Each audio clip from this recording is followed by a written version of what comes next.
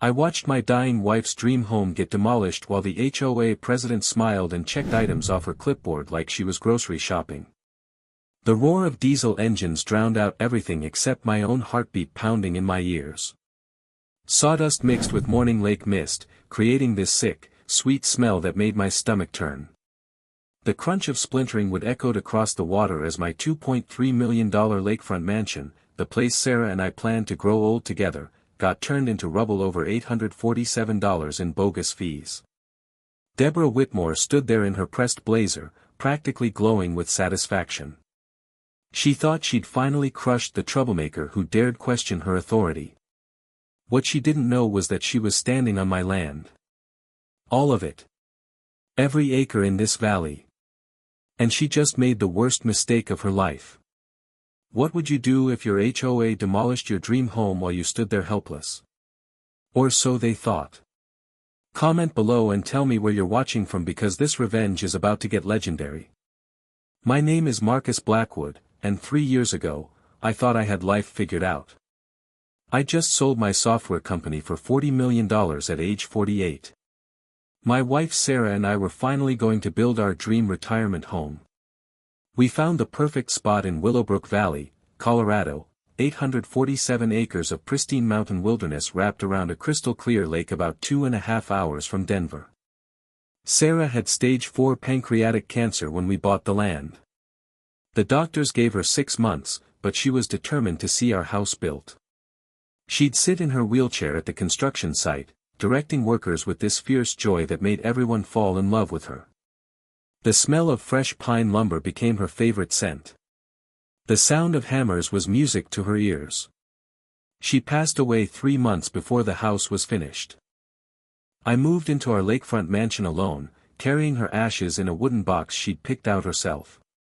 Our 2 kids, Connor and Riley, helped me through those brutal first months. Then came the letters. At first, they looked harmless, friendly reminders, from the Willowbrook Homeowners Association. A few $100s here, a landscaping fine there. But I wasn't part of their HOA. My land was separate, bought directly from the original ranch estate before Willowbrook was even developed. I called their office and told them to stop sending notices. Deborah Whitmore, their new president, laughed on the phone.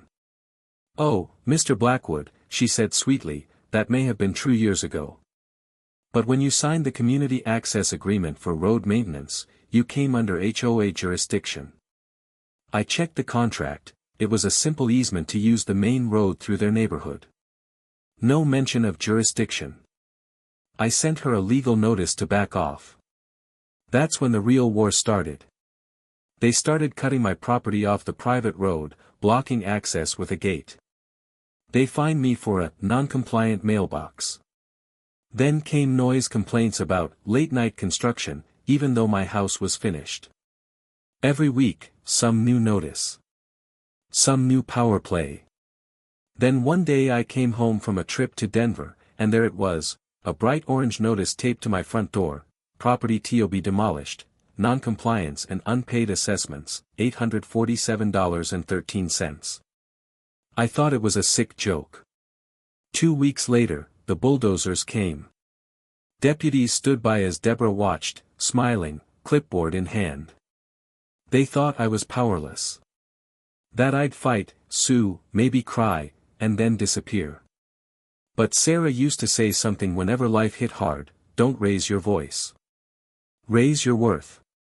That morning, as the last beam of our home cracked and fell into the dirt, I smiled through tears. Because they didn't know the one thing that was about to destroy them. I owned the entire valley. The first thing I did was go quiet. People think the loud ones, the picket signs, the press statements, the grandstanding lawyers, win the moral fight. But quiet is surgical. Quiet is how you open an artery. Deborah loved the spectacle, she thrived on it. So I gave her none. I spent the next week in the company of dust and documents. Connor and Riley came up from Denver and we layered the dining table with old plats, survey maps, and county records until it looked like the aftermath of a cartographer's war. My name was already on nearly everything that mattered: the original ranch deed, the mineral rights under the valley, the water rights to 3 springs that fed the lake. In the margin of a 1924 deed, a yellowing, scrawled clause no one had read in decades, was a sentence that made my chest hitched like a fist: all land within the boundaries of Willowbrook Ranch shall remain part of original estate unless conveyed by formal grant. No HOA covenants, no community declarations, nothing that gave a homeowners association the sovereign hammer Deborah brandished like a gavel. When I called a real estate attorney, the kind who smelled like old paper and stern promises, I did it because I didn't want to be a vigilante. I wanted to be exact. The lawyer, Miriam Hale, listened to my story without surprise. She'd seen greedy boards before. She didn't ask for my war cry, she asked for my chain of title. We spent an afternoon tracing back parcels, and then another filing quiet, surgical paperwork that would do 3 things: protect the land, cut the ropes that Deborah had used to puppeteer neighbors, and give us leverage that would shatter her smug little kingdom. The first move was a conservation trust. Not because I wanted to make headlines, I didn't, but because it was permanent in a way a prosecutor isn't. You can throw someone in jail, you don't always win back a view or a ruined lifetime. A conservation easement would place legal limits on what could be developed in the valley for generations. It would protect the lake, the trails Sarah loved, and, more relevantly, prevent the HOA from ever erecting anything on parts of my land again. The trust would be run by a board of impartial caretakers, historians, local ecologists, people who cared for land the same way Sarah did. Next, we quietly purchased one of the shell companies that had done business with Willowbrook for years, the management firm that issued notices, collected fees, and subcontracted enforcement. The owner had been fed up with the petty politics and wanted out. For the price of a tidy handshake and enough cash to let him retire to Florida, his company now answered to a new board. The new board answered to an attorney. The attorney answered to me. With that acquisition came emails, account access, and the corporate files that traced the money trail of fines and assessments. Suddenly the $847 demolition order didn't look like a clerical hiccup, it looked like a manufactured cascade of penalties tied to a loophole no one was supposed to exploit. Riley liked the quiet parting of the ways. She could see the law in terms of ecosystem protection and precedent. Connor saw architecture as soldiers in the lines of sight. He began sketching alternative uses for the shoreline that would make any developer think twice. Together, we developed a plan that didn't need bluster. We filed notices and restrictive covenants on specific parcels, all recorded at the county clerk's office. We placed liens where the law permitted and secured water rights transfers. Not everything was aggressive, much of it was preventative, paperwork that would make it legally risky for anyone to build or profit from actions taken against the property again. There were small mean-spirited things Deborah could do in response: gossip, petitions, hiring a new contractor to try intimidation again. We expected that. What she could not do was wave a clipboard and call in crews to tear down a dream without consequence. The demolition would become the bedrock upon which every future suit, every criminal referral, and every public record would rest. It would become the example. By the time Deborah realized the management firm answering her emails was no longer the same, she had already organized a private meeting on my old neighbor's lawn. She arrived with the same smug smile and 2 volunteers in tow. I stayed home. I let Miriam deliver the first letter herself. It was concise. By recorded deed and legal instrument, the common areas and roadways previously thought to be under the jurisdiction of Willowbrook HOA are, in whole or in part, private property of the Blackwood estate. Any further enforcement undertaken by the HOA shall be considered trespass and potentially actionable. In the end, the weapon I had chosen was not a bomb or a bluff but paper, the slow, relentless kind that renders a pretender's throne hollow. As the sun set over the pile of splintered beams that used to be Sarah's porch, I felt something odd, not victory, not yet, but the steady satisfaction of someone who had begun to level a crooked field. Deborah would soon learn the difference between ruling a neighborhood and owning a valley. And Marcus Blackwood, who had watched his life fall into a truck's bucket that morning, had started to plant seeds that would sprout long after the smoke cleared. The next few weeks felt like the calm between lightning and thunder. Deborah didn't know it yet, but the ground beneath her little empire was already shifting, legally, financially, and soon, socially. I stayed silent, kept my head down, and let the paperwork work its quiet magic. The first ripple hit when the county zoning office sent her a notice: all development and enforcement activity in Willowbrook was under review pending title clarification. That's bureaucratic language for you're standing on someone else's land, lady. Neighbors started whispering. They didn't like Deborah, but they feared her. She ran the HOA like a queen, the kind who thought she was chosen, not elected. But when her usual threats stopped working, when her violation notices bounced back stamped invalid authority, the spell began to break. I didn't need revenge headlines. I wanted something slower, deeper. The kind of justice that sinks roots. Riley handled the legal coordination. She was brilliant at the chessboard of statutes and counterclaims. Connor was designing something else entirely: the Sarah Blackwood Memorial Preserve. A lakeside public retreat built on the ashes of our home, funded by me, protected by law, and open to anyone who needed peace. The permit for it was signed the same week Deborah received her first subpoena. That one came from the Colorado Attorney General's office. Turns out, when a homeowners association demolishes a structure without proper title jurisdiction, it's not just a civil misunderstanding. It's destruction of private property, and if they used community funds to do it, that's embezzlement. Miriam had quietly filed a complaint backed with every photograph, timestamp, and video we had from that day. Every bulldozer invoice, every HOA meeting minute, and the cherry on top, Deborah's own recorded voice at the demolition, captured by a contractor's phone. Tear it down. It's not his anymore. The Attorney General didn't call me, they called her. Within days, Willowbrook's board fractured like cheap glass. 2 of the board members resigned, claiming Deborah acted independently. The HOA's insurance company froze their coverage pending investigation. Deborah tried to spin it on social media, calling me a vindictive millionaire. It didn't land. People had seen the photos of my wife, in her wheelchair, smiling at the construction site. They'd seen the rubble. The internet chose its side. But still, I didn't speak publicly. I didn't post or gloat. Because the truth was, this wasn't just revenge. It was about reclaiming what Sarah built with her last breath. One night, I walked down to the lake. The water was still. The moonlight touched the half-built pier Connor and I had started restoring. I whispered into the quiet, "We're almost there, love." Then headlights broke the darkness. Deborah's silver Lexus rolled up beside me. She stepped out, heels crunching on the gravel, face pale under the moon.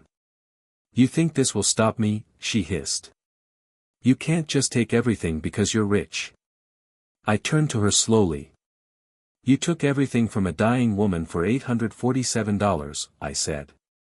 "You just didn't realize what that cost you." Her voice trembled with a cocktail of fear and fury. "I'll rebuild the HOA. I'll sue you myself." "You'll have to step foot on my land to do that," I said quietly.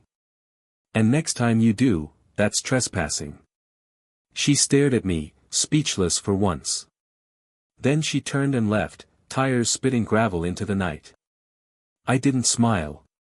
I just watched the taillights fade and thought about Sarah, how she used to say revenge wasn't about destroying someone, it was about restoring what mattered. And yet, I wasn't done. Because there was one more truth buried in those county records that even Miriam hadn't noticed at first, a clause that tied every single home in Willowbrook to a master deed I still technically owned. Deborah had demolished a house that sat on her boss's land. And the eviction notices were about to flow in the other direction. The revelation hit like a thunderclap. The entire Willowbrook subdivision, every cul-de-sac, every manicured yard, every overpriced McMansion, technically stood on my deed. See, when I bought the original 847-acre ranch, a portion of the land had been leased to developers under a 99-year term, never fully conveyed. When the developers went bankrupt, the HOA simply assumed the land's title instead of buying it outright. The mistake was buried in paperwork so old no one had questioned it in decades, until now. So while Deborah thought she ruled Willowbrook, she'd actually built her kingdom on my soil. Miriam double-checked the clause 3 times before she said it aloud. Marcus, you could legally reclaim everything inside those boundaries, the roads, the park, even the HOA office. For the first time in months, I felt something close to peace. Not triumph. Just balance. We filed a quiet title action in county court, a calm legal grenade wrapped in courtesy. Every homeowner received a polite, printed notice. Due to a historical deed irregularity, property within Willowbrook Valley is under review for ownership verification. Residents are advised to withhold HOA payments until the matter is resolved. Within days, panic rippled through the community. Checks stopped coming in. The HOA bank account froze. Deborah's little empire began to starve. She called an emergency meeting at the clubhouse, but only 8 people showed up. Most were angry homeowners waving notices. One man shouted, "You said we owned our land, Deborah. What the hell is this?" She tried to smile it off, but the cracks showed. Cameras were rolling, local news had caught wind of the HOA built on borrowed land scandal. It spread like wildfire. Meanwhile, Connor's architectural team had begun rebuilding the lakeside property, not as a mansion this time, but as the Sarah Blackwood Community Preserve, a sanctuary open to the public. Volunteers came from all over Colorado. Even a few Willowbrook residents joined, ashamed of what their board had done. The day the preserve's gate opened, I scattered the last of Sarah's ashes over the water. Wind carried them across the lake, free, untouchable. That same week, Deborah received the final notice. By court order, Willowbrook Homeowners Association is hereby dissolved. All remaining assets and properties revert to the Blackwood estate. She showed up at my gate one last time, the clipboard gone, replaced by trembling hands. "You've destroyed me," she whispered. I looked at her, really looked. The arrogance was gone. All that remained was fear. "No," I said softly. "You destroyed yourself. I just stopped cleaning up after you." Then I turned toward the lake, where the reflection of Sarah's garden lights danced on the water. For the first time in years, Willowbrook Valley was quiet. Peaceful. Free. But deep down, I knew this wasn't an ending. It was a restoration. Sarah's land was safe again, and justice had finally found its way home. 6 months later, spring came early to Willowbrook Valley. The snow melted faster this year, feeding the lake until it shimmered like polished glass beneath the morning sun. Where my house once stood, now rose the Sarah Blackwood Community Preserve, a quiet masterpiece of memory and mercy. Children's laughter replaced the sound of bulldozers. The scent of pine and wet earth mixed with wildflowers that Connor had planted along the trails. Riley had written the dedication plaque herself. For Sarah Blackwood, who taught us that love leaves roots deeper than loss. Every time I read those words, I felt her presence in the wind that swept across the water. The valley had changed. What was once ruled by fear and fines had become a sanctuary. Families from Willowbrook still lived there, but now as tenants under a stewardship program I created. No HOA. No board. Just people responsible for their own peace. They paid small maintenance dues that went directly into preserving the land, not policing it. And Deborah Whitmore? She disappeared from the headlines after the court's ruling.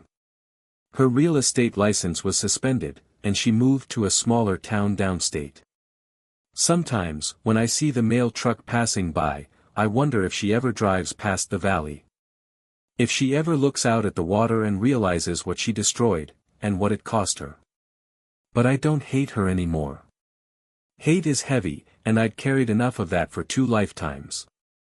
One evening, I sat on the new wooden dock Connor built, the same one Sarah and I had once dreamed of finishing together. The lake was calm, the air sweet with pine and promise. A young couple walked by, holding hands, talking about how lucky they were to live in the valley with no HOA. I smiled. Because they didn't know the story, not really. They didn't know about the nights I spent staring at ashes and court papers. Or how close I came to walking away from everything. But maybe that was the point. Sarah would have wanted it that way, her legacy not built on revenge, but renewal. Riley joined me on the dock, resting her head on my shoulder. Mom would have loved this, she whispered. She does, I said quietly. Every time the wind moves the water, she's here. We sat there until the sky burned orange and gold, the same colors that once glowed through the broken timbers of our home. Only this time, it wasn't destruction. It was peace. The valley was hers again. Ours again. And as the last light faded over the lake, I realized something Sarah used to say was finally true: you don't fight the storm by shouting at it. You rebuild after it. Brick by brick. Tree by tree. Memory by memory. Until even the ghosts learn to rest.